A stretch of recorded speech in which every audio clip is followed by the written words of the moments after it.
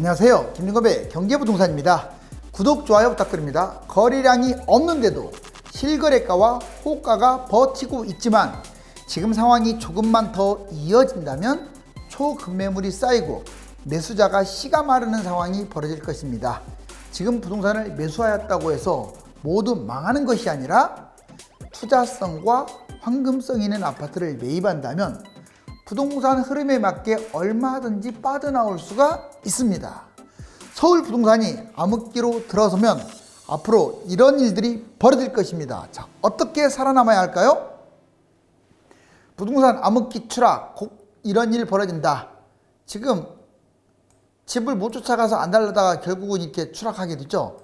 이게 상투 잡는 사람들, 연끌하는 사람들의 공통적인 특징입니다. 이제 거품이 심한 부동산 쫓아다니지 맙시다. 자, 먼저 부동산 규제 위험지역 순위 계속 뉴스에 지금 나오고 있어요. 자, 지금 부동산 규제 위험지역 집값이 너무나 지금 폭등한 곳들입니다. 여기 즉 아무 규제가 없는 곳은 조정지역이나 투기과열지역, 그리고 조정이나 투기과열지역 이런 데는 토지거래 허가구역 이렇게 지정이 될 가능성도 있어요. 볼까요? 자, 규제 위험지역, 조정이나 투기과열지역, 토지거래 허가구역. 자, 먼저 경기도 오산시 위험합니다. 지금 막 뛰고 있기 때문에. 특히 경기 김포시, 경기 고양시 덕양구, 부산 수영구, 해운대구, 동래구, 남구, 연제구 다 위험해요. 뭐 매수하지 말라는 게 아니라 너무 많이 뛴 건 조심하시라고요. 대구, 중구, 수성구도 지금 난리죠. 울산, 중구, 남구 지금 여기 대폭등하고 있어요. 창원시, 포항시를 비롯한 대부분의 영남지방, 그 다음에 충남 천안시 서북구, 충남 논산시, 바로 이 지역이 집값 폭등이라서 이런 규제 위험성이 있습니다. 이거 아직은 뉴스에 이제 본격화가 안 됐는데 뉴스 나오면 이제 곧 때리겠죠. 자, 부동산 매입에도 대처를 잘하면 된다. 그 맞아요. 뭐 나는 상투장이 잡아서 여러분들이 집을 매입하면 10년 무조건 끌고 간다. 집을 매입하면 뭐 몇 년 끌고 간다. 항상 이 생각밖에 못 갖고 있기 때문에 잘못 물리게 되면 망하는 거예요. 그리고 운이 좋으면 많이 버는 거고요. 그러지 마시고 부동산도 대처를 잘해야 돼요. 자, 보자고요. 먼저 이제 두 사람이 있어요. 자, 두 사람이 있는데 현재 매입한 사람, 부동산을 지금 매입했습니다. 이때 매입할 때 가장 중요한 게 있어요. 황금성이에요. 즉 내가 매입한 게 좀 집값이 떨어질 때 던져버리면 팔릴 수 있는 것들로 거래량 다 나오잖아요. 거래량이 좋은 걸로 잡아야 돼요. 그리고 투자성도 있어야겠죠. 이왕 잡는 거 투자성 따져야겠죠. 자, 투자성만 보면 안 돼요. 황금성이랑 같이 봐야 합니다. 그런 다음에 시세가 시세가 만약 올라간다. 그럼 판단을 해야겠죠. 상승하면 계속 부여하면 돼요. 그리고 비가 왔을 때는 좀 던질 거 생각을 해야겠죠.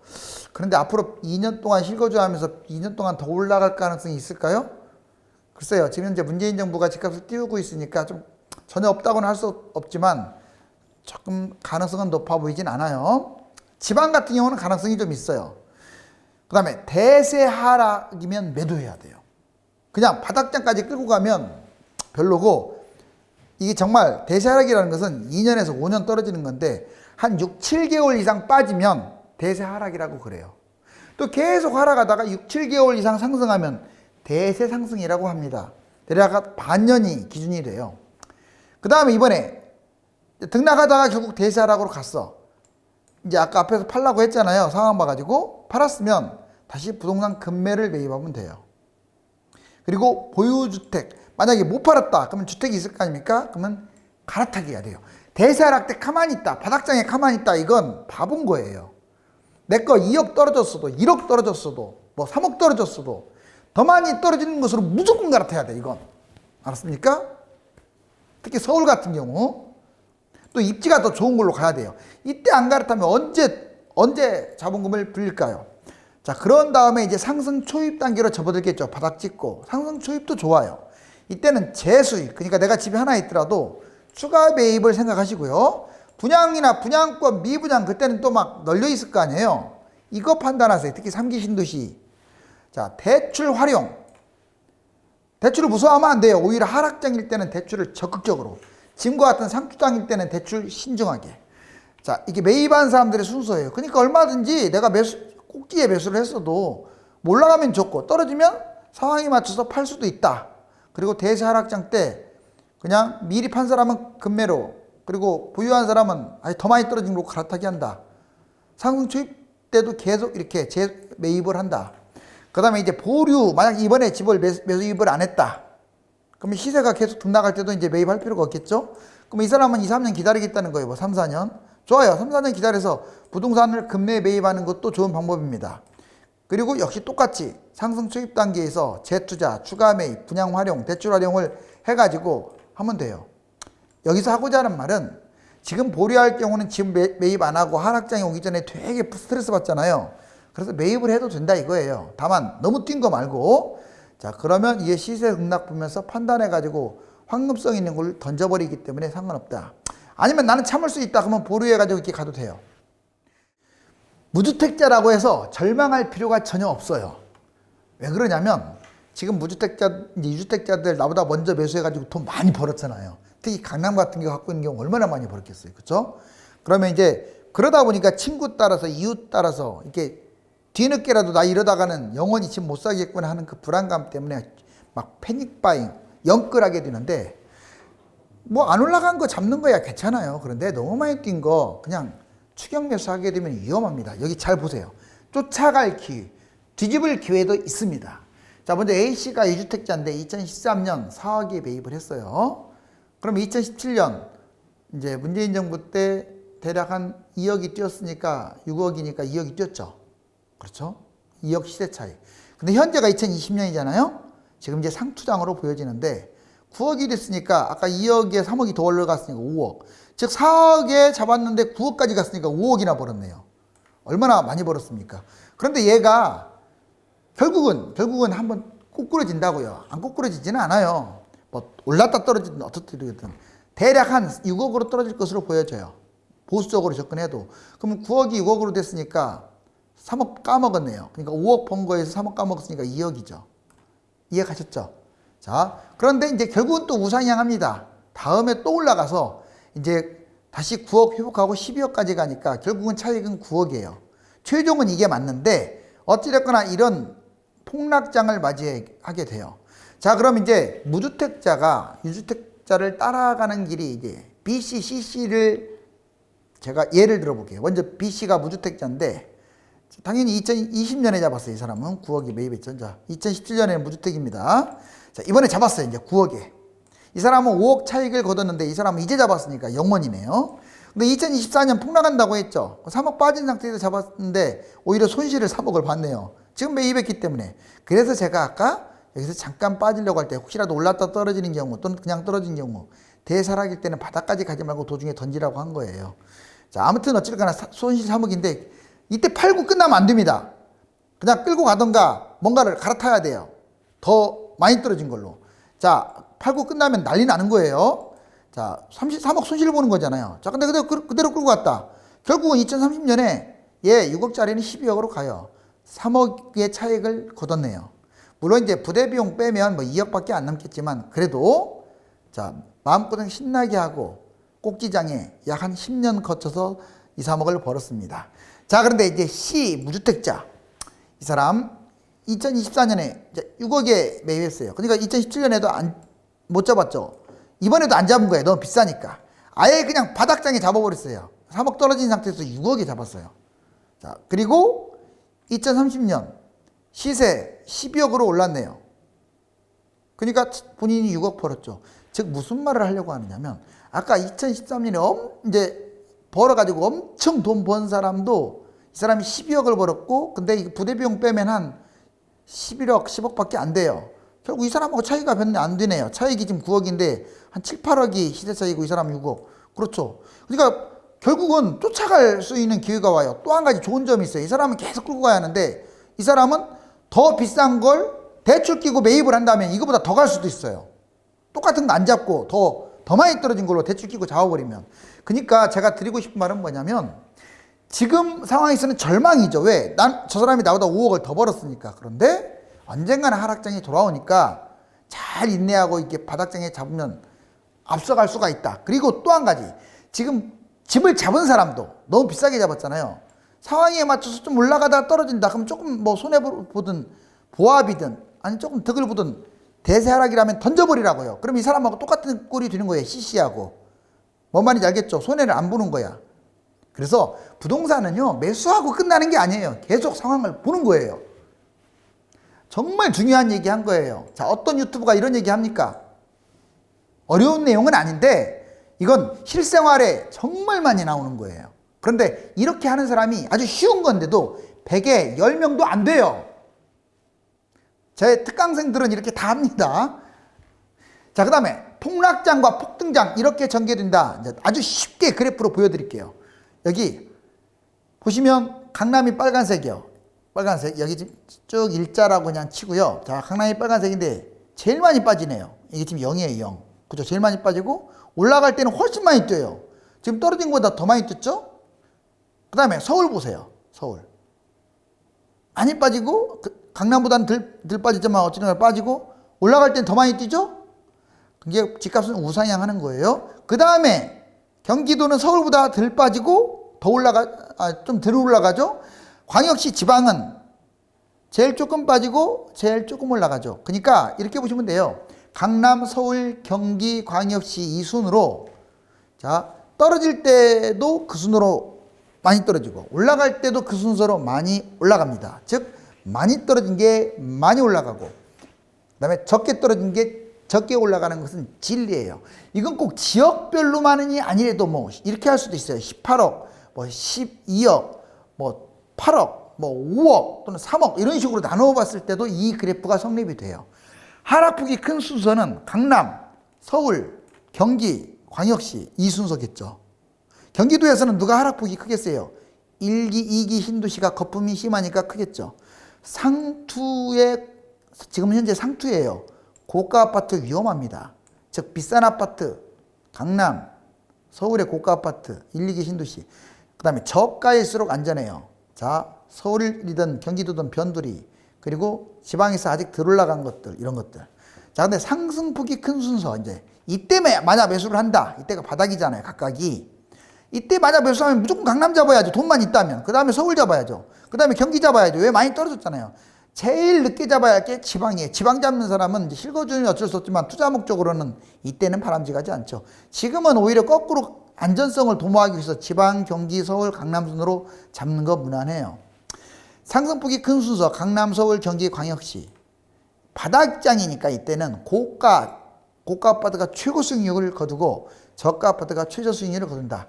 자, 아주 단순 그래프인데 이거는 진리입니다. 지역별로도 그렇고 금액별로도 이렇게 돼요. 자, 그 다음에 과거 폭락장 하니까 다들 우습게 하는데요. 뭐 과거에 떨어진 사례가 없다라고 댓글도 보이고 하는데 참 그 사람은 답답한 거예요. 얼마나 폭락하는지 보여줄게요. 자, 1992년 여기 보세요.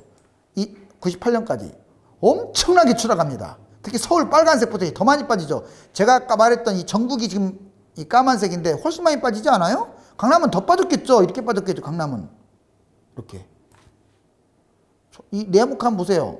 거의 6, 7년 동안 빠졌네요. 그리고 이번에 또 한 번 하락장이 있었습니다. 2010년부터 13년까지 여기 보세요. 서울 엄청나게 추락했죠. 전국은 그렇게 별로 추락 안 했죠. 왜? 강남은 여기서 이렇게 떨어졌겠죠. 강남은. 그런 다음에 제가 이건 그린 거지만 현재 2020년 현재 약 7년 동안 뛰어서 지금 여기에요. 그러면 이 네모 박스 잘 봐봐요. 올랐다 떨어졌다 올랐다 떨어졌다 결국은 우상향하는 건 맞는데 위험할 때 되지 않았나요? 생각보다 많이 떨어진다는 걸 지금 보여드리고 있잖아요. 자, 그 다음에 다주택자 부동산 팔아야 하는 이유. 여러분들 지금 아마 2주택 3주택 이런 분들 많을 거예요. 제 방송 보시는 분들 잘 들으세요. 다주택자 부동산 파는 게 유리합니다. 모든 걸 다 팔라는 건 아니에요. 개인 상황에 따라 좀 다른데 잘 볼까요? 다주택 양도세가 문제인 거예요. 2주택 2020년 올해는 기본 세율 40%에 중과세 10% 갖고 50% 세금을 내요. 맞죠? 자, 그리고 내년에 자 이제 6월부터는 40에다가 20%로 갖고 60%나 세금을 냅니다. 쉽게 말하면 1억 벌면 60%가 세금이라는 얘기예요.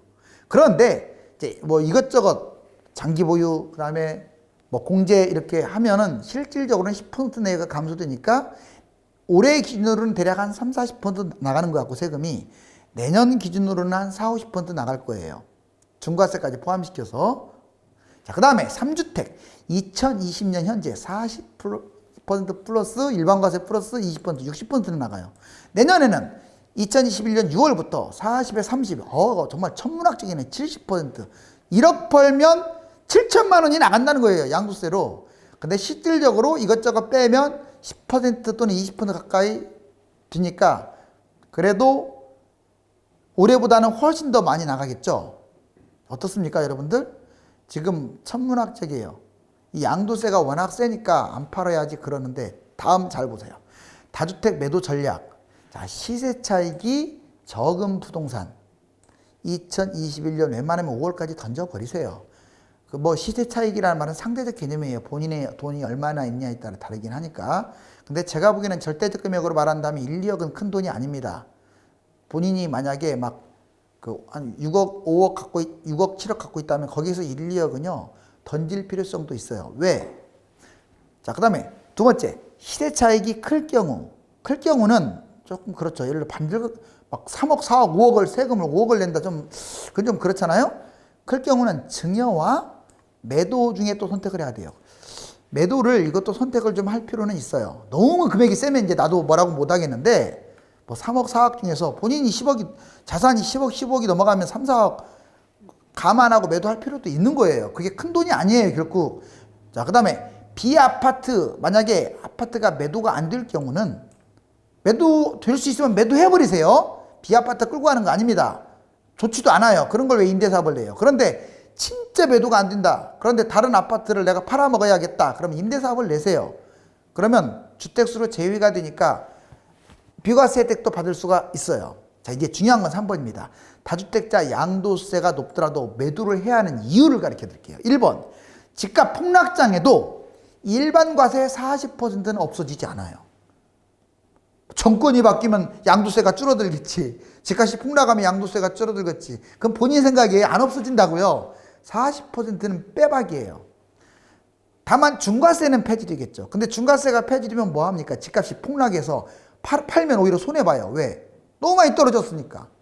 얼마나 많이 떨어졌으면 중과세를 폐지시키겠어요.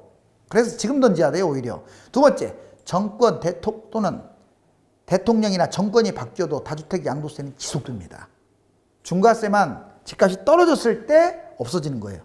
하락장에 중과세가 사라지지만 하락폭이 커가지고 오히려 손해라고 하잖아요.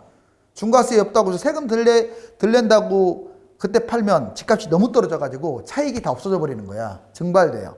그 다음에 다주택자는 대세 하락 때 똘똘한 아파트를 모두 놓치게 돼요. 강남 8억, 10억 떨어지는 것들 나옵니다. 근데 걔들이 그냥 10억만 가겠어요? 앞으로? 10억 떨어지고 20억 가는 거예요, 선생님. 10억 떨어지고 30억 가게 돼요, 강남 같은 경우. 한강변도요, 5억 떨어지고 5억 회복하는 게 아니에요. 5억 떨어지고 적어도 12, 3억으로 더 올라가고 또는 15억까지 갈 수도 있어요. 5억 떨어진 다음에 회복하고. 그걸 놓치려고요? 주택수 많다고 해서 누가 상 줍니까? 이제 임대주택 사업도 없어졌잖아요, 아파트. 자, 이해가셨죠? 이 말. 하락장에 다 놓쳐요. 그리고 아파트 6번. 아파트 임대사업이 폐지돼서 절세 방법이 아예 없습니다, 지금은. 아파트 여러 채 갖고 있는 사람 절세 방법이 없어요. 어떻게 되겠지? 절대 안 돼요. 그 다음에 또 공시지가 현실화, 다주택 보유세, 종부세 계속 늘어나는 거 알죠? 괜히 엄한 보유세, 종부세만 계속 내게 돼요. 최고의 방법은 7번인데 한시적으로 이제 작년처럼 한시적으로 다주택 양도세, 중과세가 폐지되면 1년 동안 그때 기간 줬잖아요. 그때 무조건 팔았어야 돼요. 그때 집값이 올랐어도. 폐지되면 꼭 매도하세요. 괜히 뭐 내가 가는 길이 길이다 하고 해가지고 쥐고 가지 말고 던져버리시라고요. 자, 근데 이게 온다고 장담 못해요.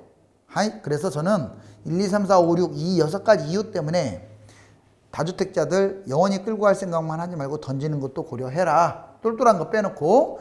자, 그 다음에 매매가 변동률, 매수의지수 하락등. 지금 보시면 매매가 계속 어떻습니까? 상승폭이 지금 줄어들고 있죠? 이건 전국이에요, 전국. 그러니까 지방은 뛰고 있는데 수도권은 떨어지고 있기 때문에 전반적으로 봤을 때는 집값이 지금 플러스에서 놀고 있지만 수도권 같은 경우는 많이, 특히 서울 같은 경우는 많이 내려왔어요. 그 다음에 서울 아파트 매수의 지수도 지금 급추락하고 있죠. 100m로 떨어졌고요. 그 다음에 규모별 서울 아파트, 여러분들 재밌는 것은 바닥장에서 상승한 2, 3년까지는 누가 많이 뛰는 줄 아세요? 소형이 많이 뛰어요. 즉 20평대나 25평 미만짜리들, 10평대 이런 것들이. 그런데 집값이 상승장으로 가면 갈수록 중대형이 많이 올라가게 돼요. 여기 보시면 지금 최근 3년만 놓고 봤을 때 제일 많이 뛴 게 중소형이에요. 약 한 27에서 32평 사이? 그 다음에 중형이 많이 뛰었고요. 중대형도 많이 뛰었네요. 오히려 소형이 제일 못 갔어요. 그죠? 이건 뭘 의미하느냐? 초창기 때 애들이 많이 뛰고 중반기 이후부터는 이 중대형이 많이 뛴다 이렇게 보시면 돼요. 자, 서울 아파트 전세 매매로 갈아탈 때 서울은 5억 원이나 필요해요.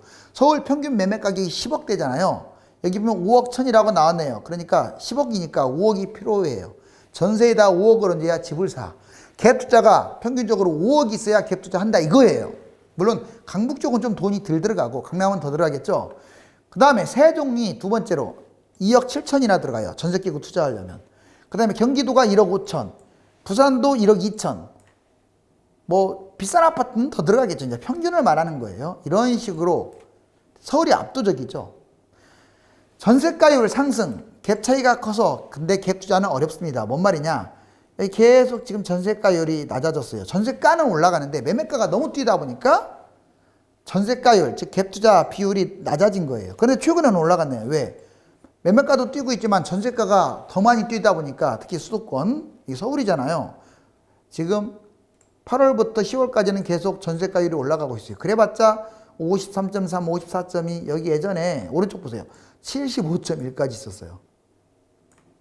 10억이면 7억, 뭐 2억 5천만 있으면 됐고 5억이면 한 1억 2천만 있으면 5억짜리 잡았다 이 말이에요. 이때는. 근데 지금은 50, 한 좀 올라와서 55%니까 지금은 10억이더라도 5억 5천이 4억 5천이 내 돈이 있어야 돼요. 이해가셨죠? 자, 이제 임대차법 3달이 지났는데 조금 지금 부작용이 막 나오고 있어요. 21개월 동안 전세 가격이 8.15% 뛰었어요. 4억 6,060만 원에서 4억 9,922만 원으로.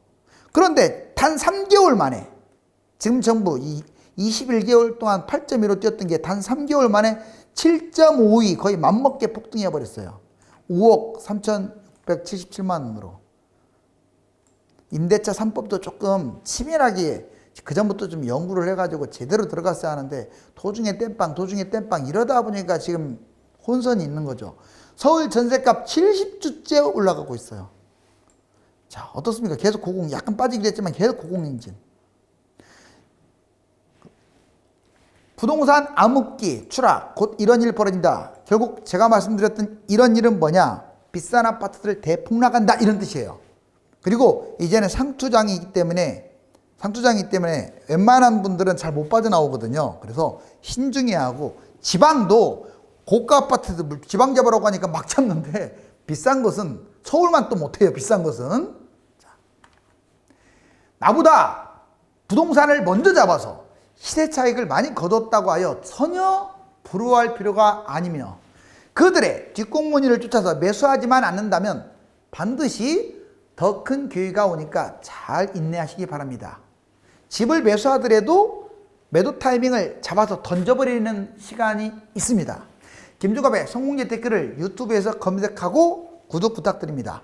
부동산 혼란기, 부동산 때문에 힘이 들거나 한 번 더 도약을 하고 싶은 분들은 네이버와 다음 1000만명 부동산의 꿈카페에 들어가서 전화번호를 보고 전화 주시면 유료 전화와 대면 상담을 안내해 드립니다. 감사합니다.